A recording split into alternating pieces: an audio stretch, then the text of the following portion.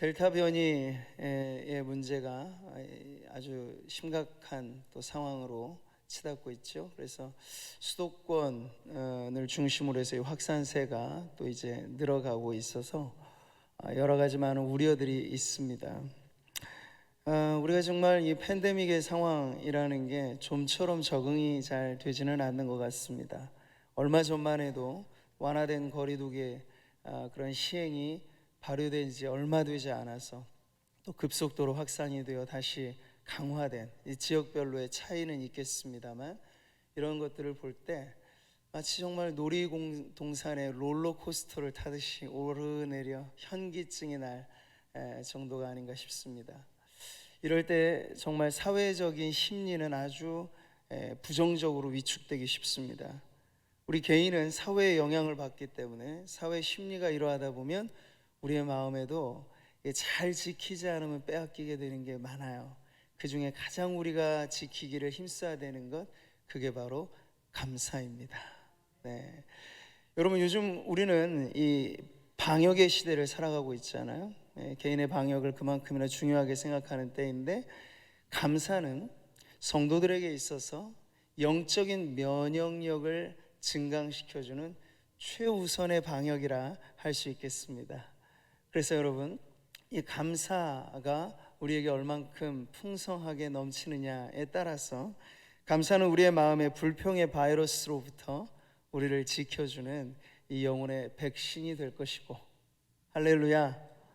네, 아무리 가진 것 많아도 원망, 불평, 미움이 있으면 그건 지옥인 겁니다. 그 마음은 불행인 겁니다. 근데 감사는 이것으로부터, 이 질병으로부터 우리를 치료해주는 이 영혼의 치료제입니다. 그래서 오늘도 예배하는 우리 성도님들에게 하나님의 은혜가 우리의 영적인 백신, 영혼의 치료제로서 감사가 풍성하게 넘쳐나는 그런 변화로서 함께 하시기를 축복합니다. 자, 오늘 본문에는 예수님의 치유 사역의 한 일화가 소개되어 있죠. 예수님은 당시 예루살렘으로 향하는 그 여정에서 정확한 지리적인 위치를 알 수는 없습니다만 사마리아와 갈릴리 접경지대를 지금 지나시는 중입니다. 근데 바로 그때 그 자리에 10명의 나병 환자들이 예수님을 찾아옵니다.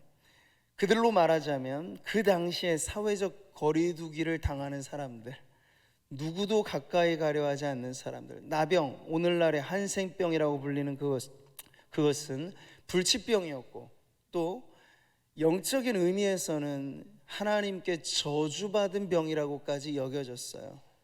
그러니 자연히 사람들은 나병 환자들을 멀리, 그래서 사람들로부터 버림받은 괴로운 고통 그 자체였습니다. 자, 본문에 등장하는 10명의 나병 환자, 그들은 어디선가 예수님에 대한 소문을 들었겠죠. 그분은 치유자다, 그분은 심지어 죽은 자도 살리시고 못 고칠 병이 없으신 분이시다 하는 그것에 용기를 내어서 함께 10명 모두가 나병 환자로 같이 아마 그들끼리의 촌락을 이루면서 살았던 것 같습니다. 그래서 예수님께 달려오고 또 가까이 갈 수는 없는 차라 멀리서 이렇게 큰 소리 외치는 거죠. 예수 선생님, 우리를 불쌍히 여겨주십시오. 아주 우렁차게 큰 소리로 10명이 합창을 하면서 이렇게 예수님께 애원하고 간청하고 있어요. 이들이 여러분 성경의 지식을 알았으면 얼마나 알았겠고, 예수님을 따라다녔던 직계 제자들과 비교한다면 예수님에 대해서 얼마나 아는 것이 많았겠습니까? 많은 부분에 있어서 전무하다시피 한 사람들입니다. 하지만 그들이 할 수 있는 최선을 다해서 예수님께 지금 간청하고 있다는 그 하나의 특징. 근데 예수님께서는 그들의 그 소리를 듣자마자 반응을 하셨습니다. 어떻게 말씀하시죠? 가서 제사장들에게 너희 몸을 보이라.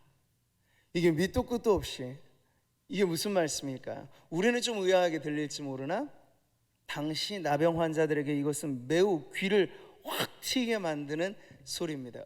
왜 그럴까요? 제사장들에게 나병 환자의 몸을 보이는 건 딱 두 가지의 경우입니다. 첫 번째는 이상한 피부 질환이 있는 것 같아서 이게 나병인가 아닌가를 진단받을 때, 당시는 제사장들이 오늘날의 의사의 진단의 역할까지를 하였더랬죠. 그래서 제사장이 그 몸을 보여서 여러 가지 검증을 하고 한 끝에 이건 나병이다 라는 판명을 하게 되면 확진 선고를 해줍니다. 당신은 나병 환자요. 그러면 그 시간으로부터 그들은 이제 모든 사회적 관계가 끊어지고 격리, 수용되는 그런 처지에 이르게 되는 거죠. 그게 한 가지. 근데 또 한 번 제사장에게 나병 환자의 몸을 보여야 할 때가 있습니다.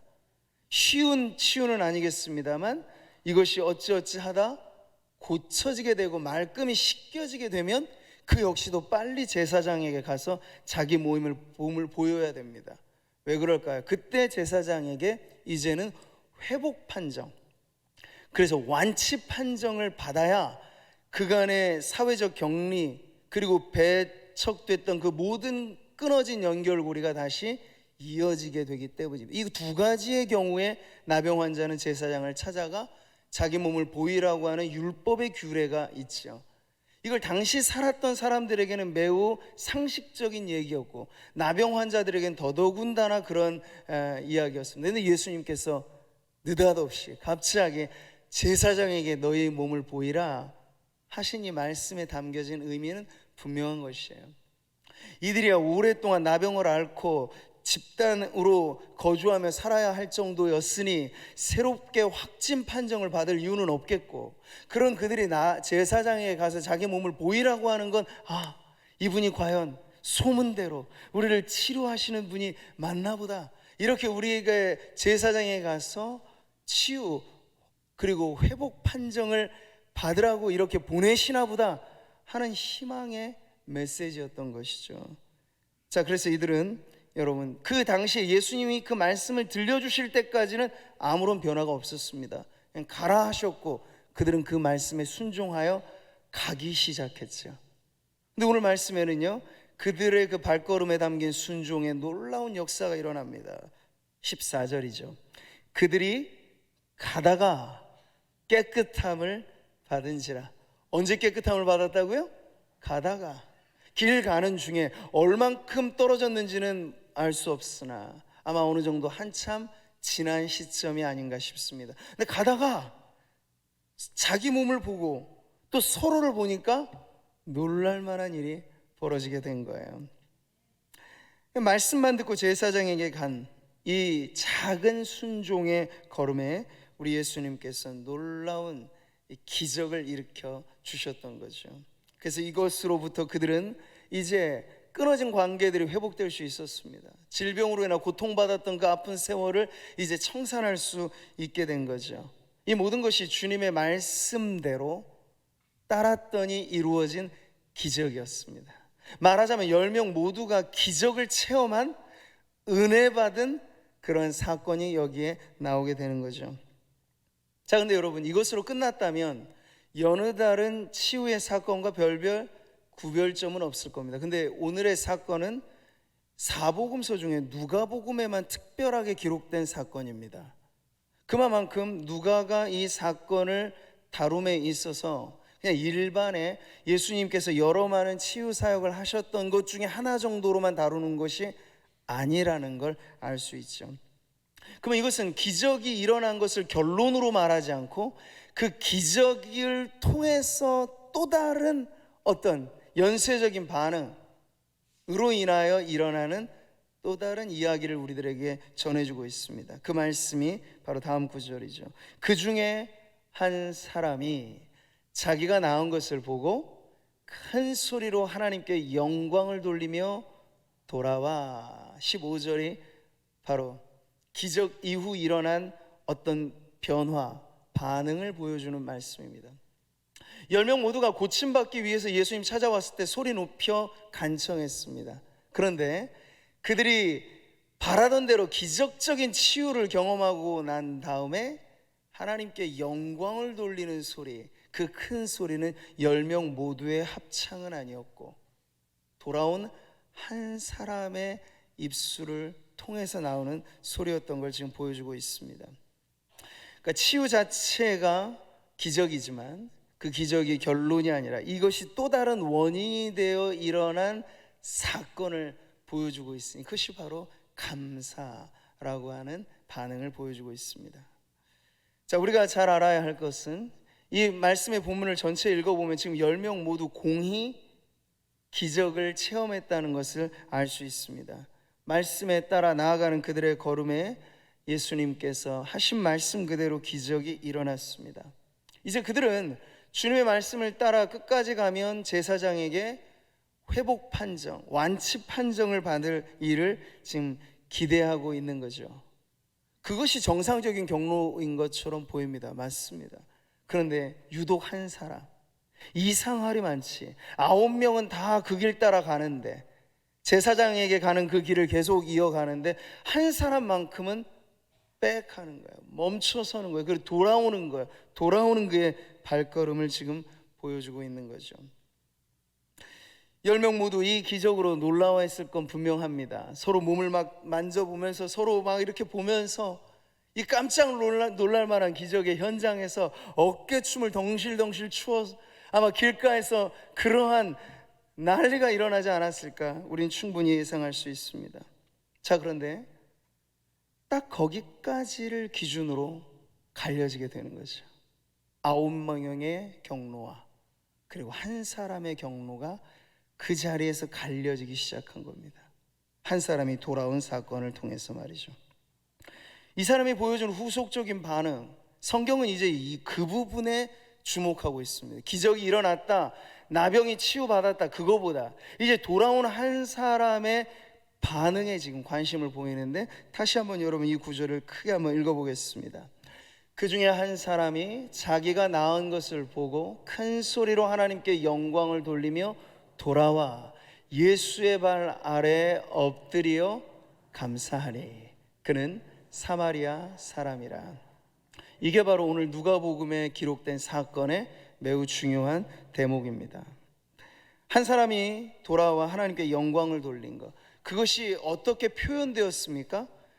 예수님을 보자마자 아마 그는 멀리서 예수님을 보면 소리 질렀을 거, 그때 불렀던 것처럼 예수 선생님, 예수 선생님.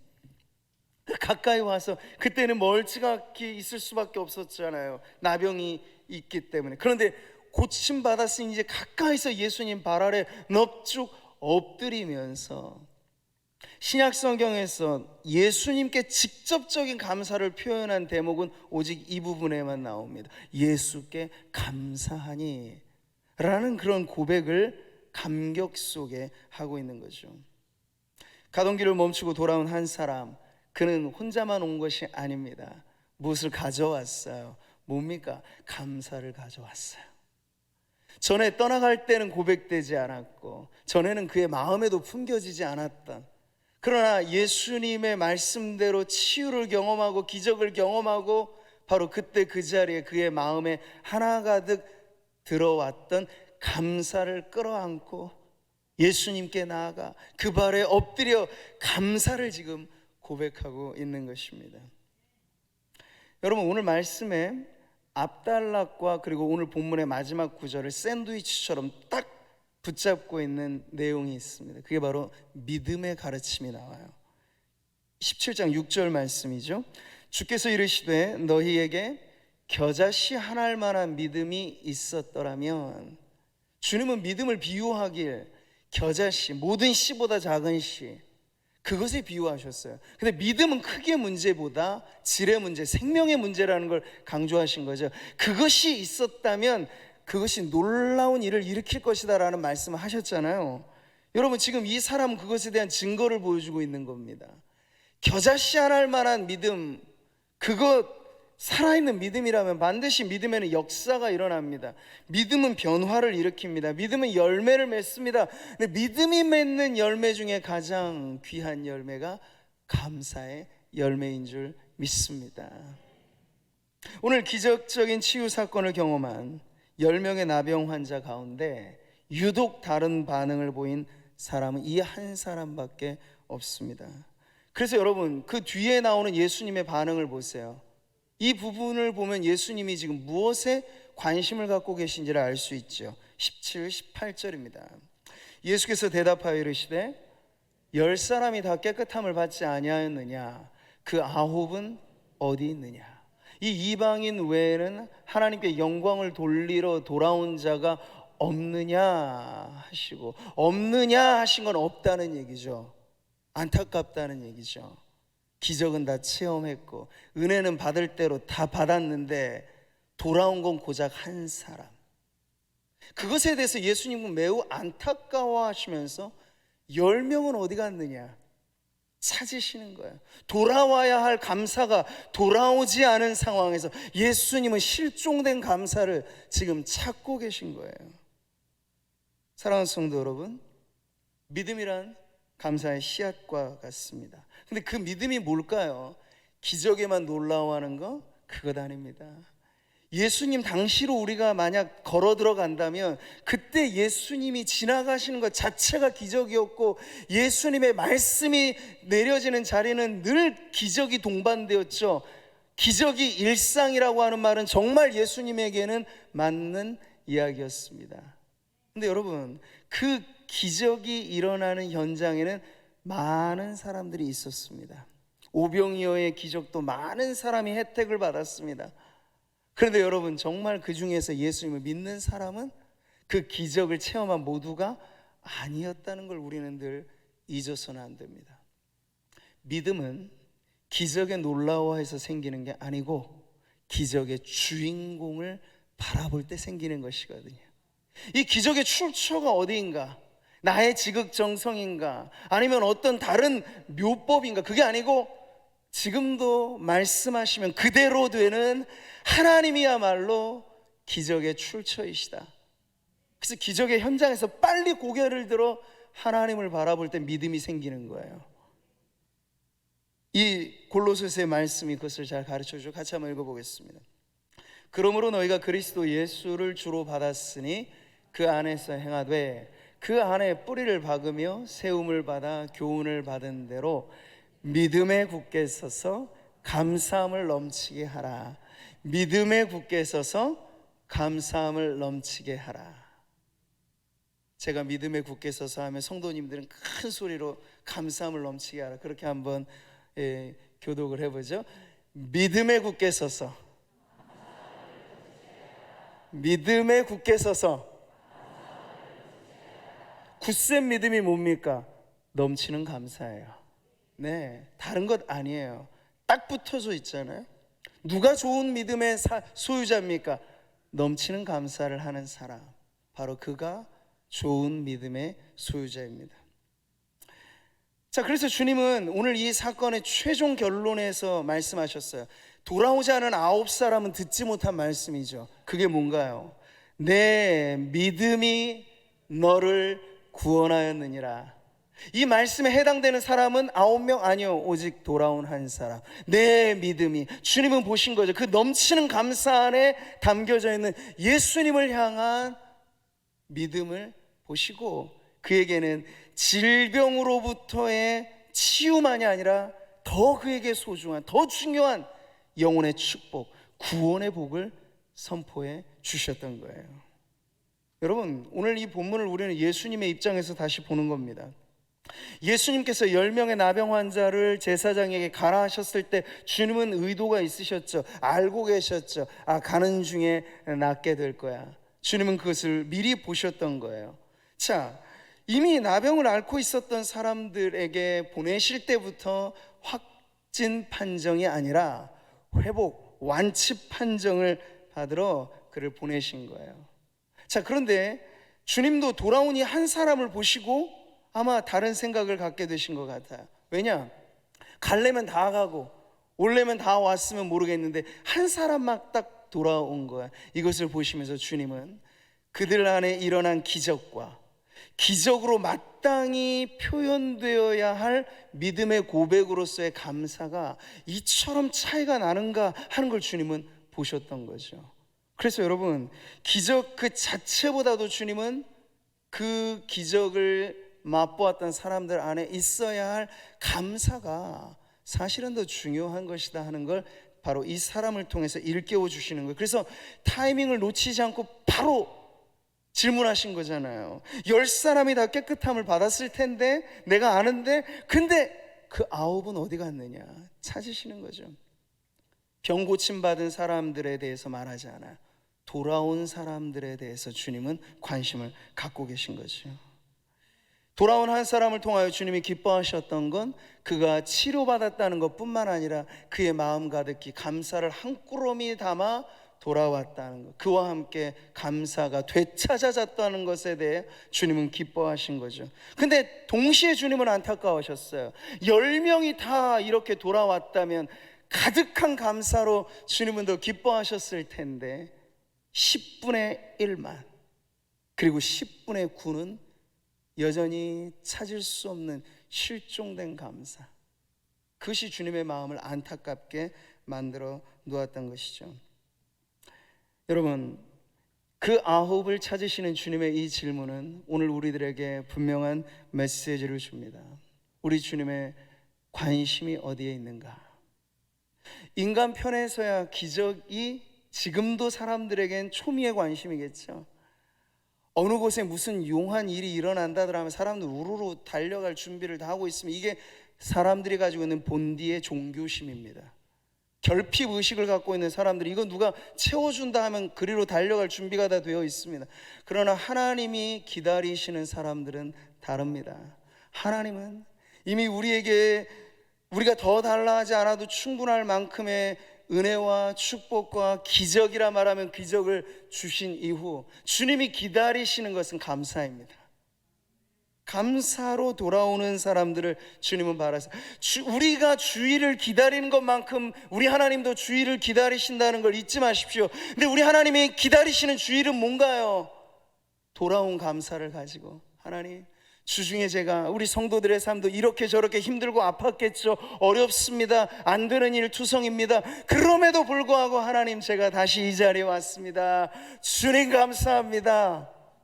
감사의 마음을 가지고 주님 앞에 엎드려 경배할 때 여러분에게 다른 것 달라 하지 않았어요. 성공의 증표를 가지고 와라, 좋은 성적표 가지고 와라, 좋은 실적을 가지고 와라, 어디에도 주님은 그런 요구를 하지 않았어요. 그러나 주님은 찾으세요.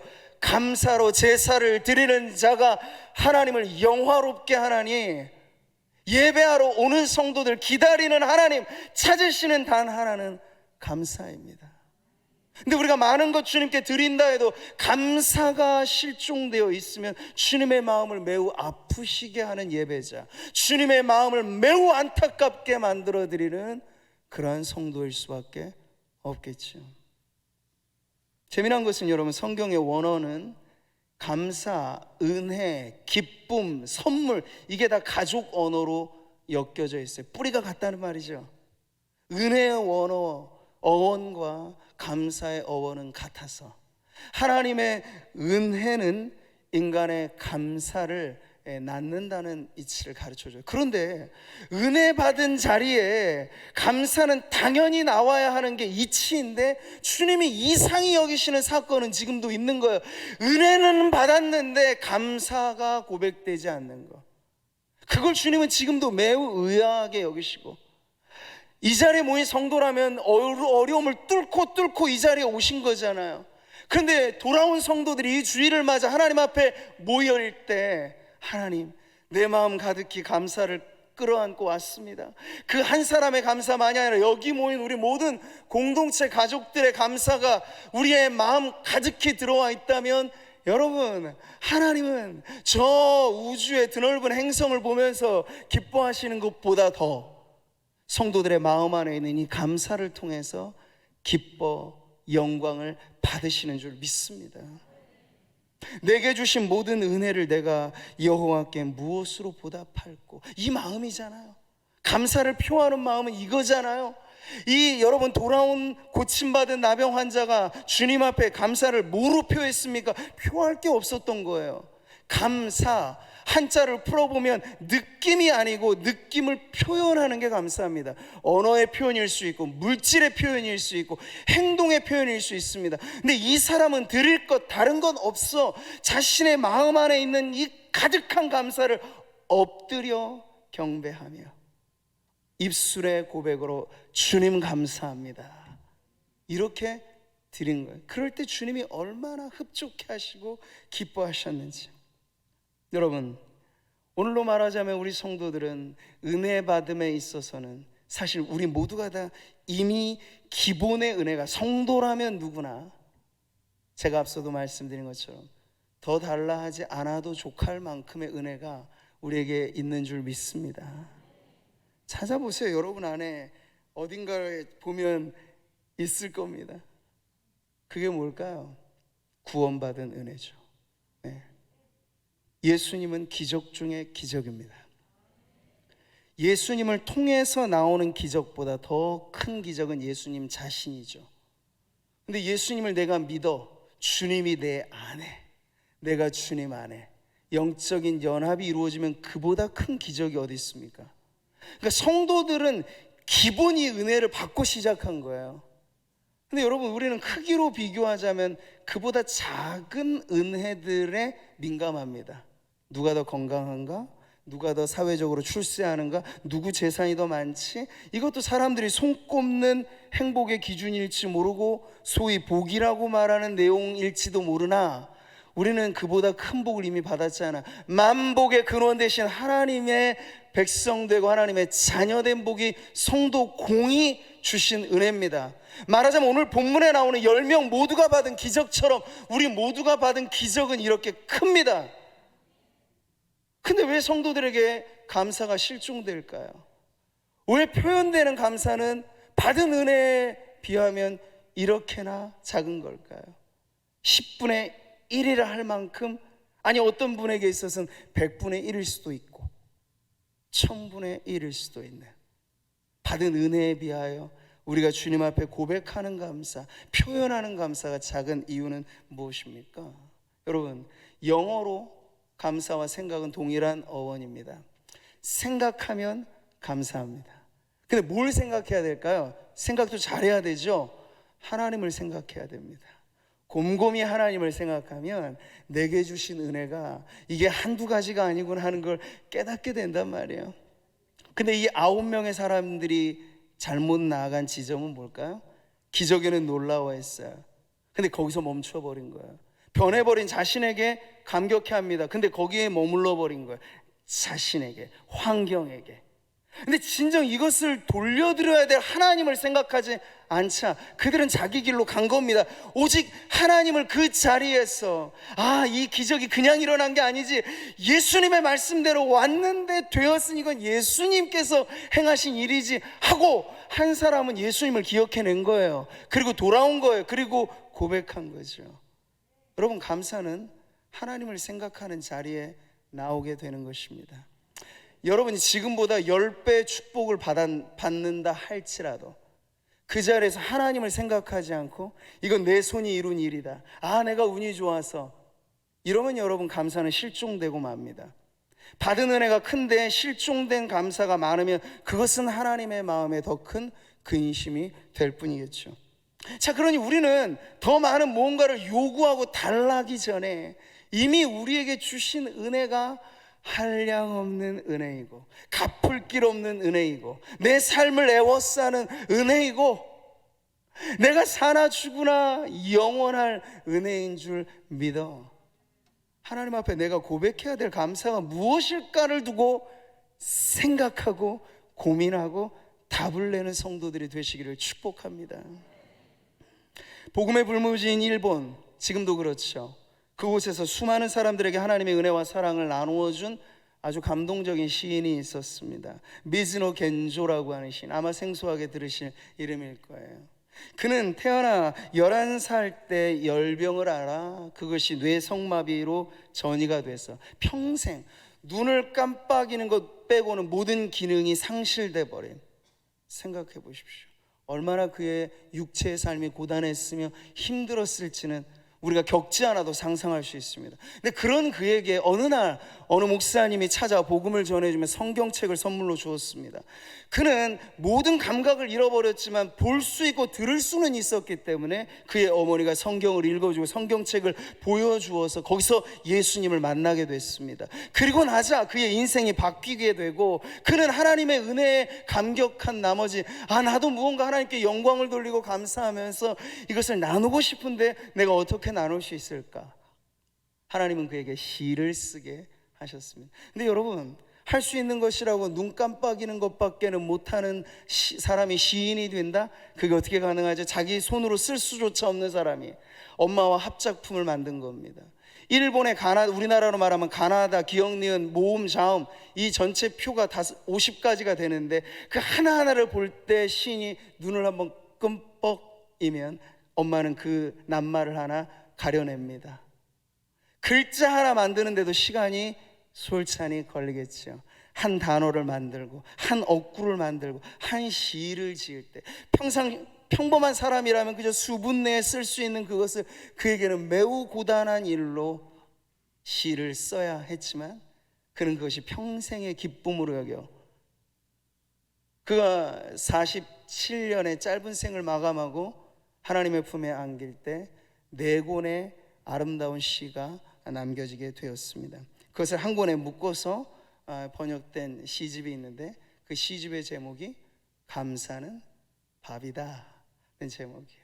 여러분, 이 배경을 기억하시면서 제가 짤막한 시 한 편을 읽어드릴 텐데 한번 들어보시죠.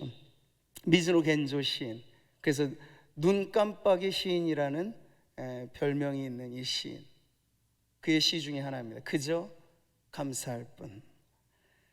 나는 가족, 사람, 주를 위해 아무것도 할 수 없어.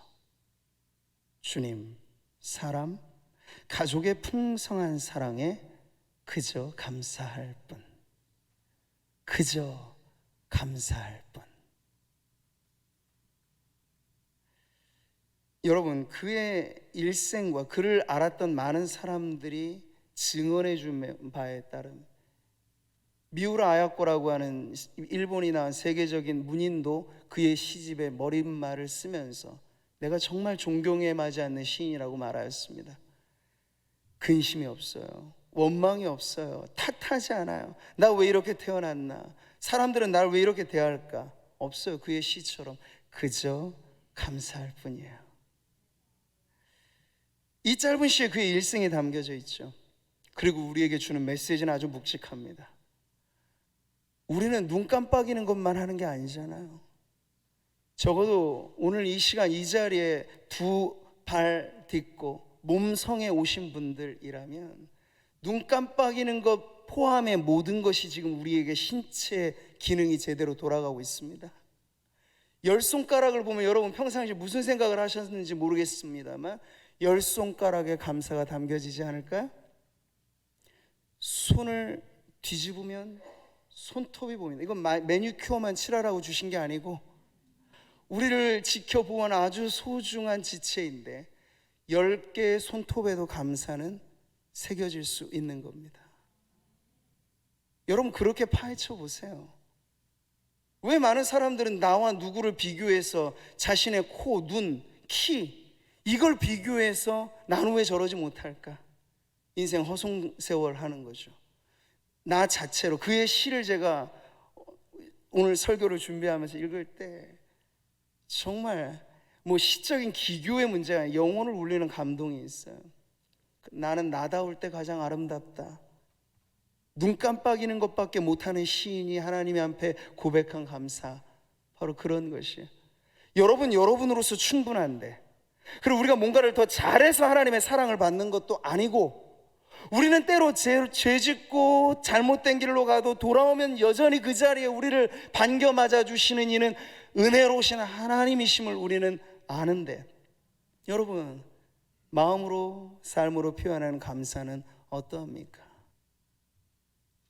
10분의 1만이 돌아온 것처럼 우리의 인생 통틀어 여러분 넘치는 감사로 주님 앞에 드리고 있습니까? 아니면 많은 감사들이 지금 실종되고 있는 것은 아닙니까?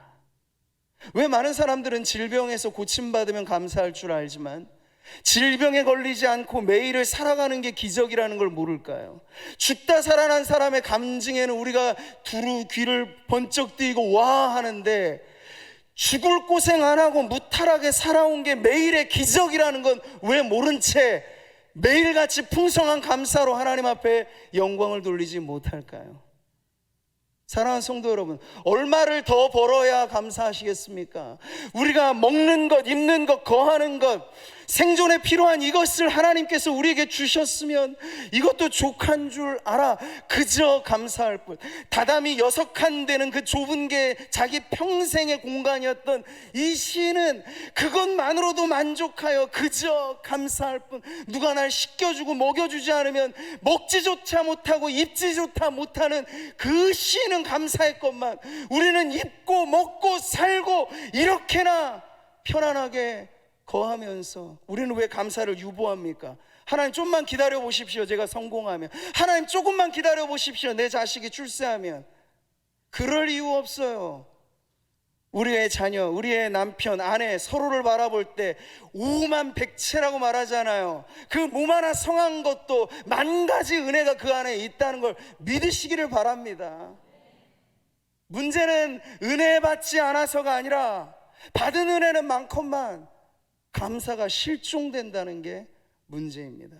오늘 말씀은 주님이 기뻐하셨고 또 안타까워하셨던 이 주님의 마음이 함께 드러난 이 자리에 오늘 우리에게 하나님은 찾으시는 거예요. 잃어버린 감사를 되찾아오라고 말이죠. 오늘날 세상은 물질적으로 예전보다 더 풍요로워졌는데 사람들의 마음은 점점 더 빈곤해집니다. 그 이유는 사람들의 마음에 점점 더 감사가 잃어버려지고 있기 때문이죠.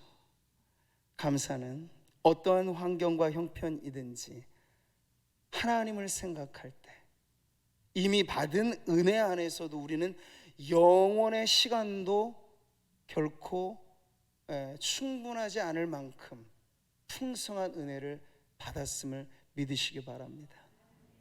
예수님의 생명보다 귀한 것 없어. 주 예수보다도 귀한 것 없네. 우리가 노래나 하잖아요, 찬송하잖아요. 근데 왜 그런 걸 하잘 것 없는 다른 것들과 비교하면서 감사를 잃어버리고 있을까요? 사랑하는 성도 여러분, 오늘 우리에게 이 감사의 은혜가 되찾아지기를 바랍니다. 감사하면 행복합니다. 하나님 그렇기 때문에 우리에게 범사에 감사하라 하셨습니다. 오늘 구원의 은혜, 그리고 우리가 살아가는 이 모든 것, 내 몸, 내 건강, 내 모든 형편이 감사로 헤아려 보면 헤아릴 수 없이 수많은 감사거리임을 여러분 잊지 마시고, 찬송으로도 우리가 고백하잖아요.